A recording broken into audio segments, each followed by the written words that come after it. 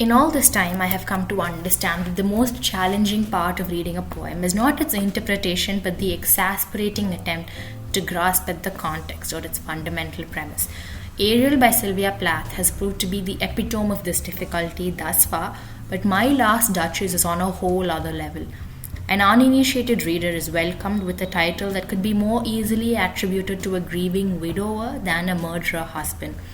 Multiple assisted readings of the poem eventually bring to light three distinct aspects: the macabre theme, ekphrasis, and the structure of the dramatic monologue, and all of these merit a preliminary discussion.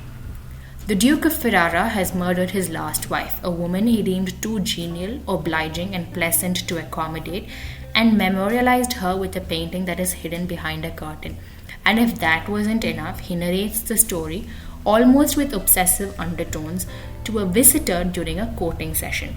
The description of the painting is what makes it ekphristic, a piece of literature that revolves around engaging with another form of art, whether a sculpture, a painting, or music.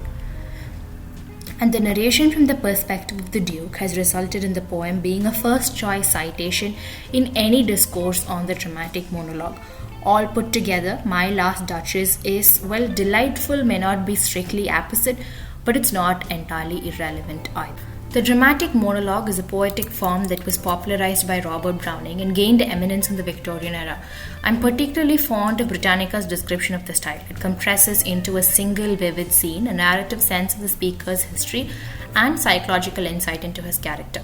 The poem is written from the perspective of what is usually an imagined speaker, and the fact that it's in first person is probably what renders substantial emotional weight. Poetry uses dramatic monologues the way theatre uses soliloquies, with the essential difference being in the intended listener. While monologues typically are meant for an external audience, a soliloquy is a thought given life, a conversation with oneself that comes tumbling out. My Last Duchess is written in 28 rhyming couplets of iambic pentameter, where each line is composed of 5 iambs or metric structures consisting of an unstressed syllable followed by a stressed syllable. The Duke introduces a hyper-realistic painting of his last Duchess by an artist named Fra Pandolf to a visitor at what is later described to be an evening meant to find him his next Duchess. He says the mention of Fra Pandolf is intentional because those who are allowed access to this painting, that's otherwise a behind-the-curtain pleasure only the Duke is privy to, always come to ask how the painter accomplished such an expression on her face. And so, this visitor is not the first to ask why the Duchess has such a joyous countenance. Unfortunately, and unbecomingly as well, the Duke didn't have much to do with that gaiety. He assumes it was a passing remark from the painter about the shawl covering her wrist or the blush that colored her face that made her overjoyed. All of this is recollected with a disdain that can only be attributed to an early foreshadowing of the Duke's unhealthy relationship with the lady. She was too easily impressed. Every scene, every activity, every encounter put a smile on her face, from a sunset to a bow of cherries to a white donkey. And yet what irks the Duke is that she valued them on par with what he estimates to be infinitely more precious, the favor of his last name through marriage, one that has a history of 9 centuries.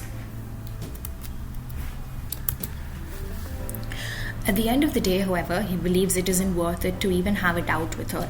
In fact, even if he had the skill to say what he meant to compliment or to condescend, and she was willing to lend an ear, the act of trying would in itself be a dissension, and one that was not worthwhile. She would smile every time he passed, but when everyone was allowed that smile, it didn't make the Duke feel particularly special. The next 2 lines hold the crux of the poem. He says he gave commands and the smiles stopped altogether, and now she stands as if she were alive. With that, the conversation about the painting ends, and as the visitor is revealed to be the servant of a count, the reader becomes aware of the Duke's intent to marry again, this time the count's daughter. The count's affluence also appears to be a factor in the decision. He believes no dowry that he asks for will be denied. Before they leave the gallery, the Duke draws attention to another painting of the Roman god of the seas taming a seahorse. I've always believed literature permits the thorough exploration of being human and human relationships without the compelling need to assert one's moral compass. My Last Duchess offers no justifiable explanation of the Duke's murder of his wife except for a perceived rivalry for her heart. His recollection is almost placative. That being said, it is impossible to not evince the lasting effect she's had on his heart. His decision to leave the painting up, and his obsessive descriptions of it, captured especially in the line "as if she were alive," aren't the actions of a man who's committed an impulsive or accidental crime. They are the intended remnants of a buried marriage. And that dichotomy is one that cannot be accomplished without the literary finesse or nuanced sagacity of Robert Browning. The lines that describe the sights that appeased her are a welcome visual distraction from the otherwise somber and malicious undertones until then. For a brief moment, the cherry bows and the sunsets offer an insight into the innocence of the Duchess before the anger is restored.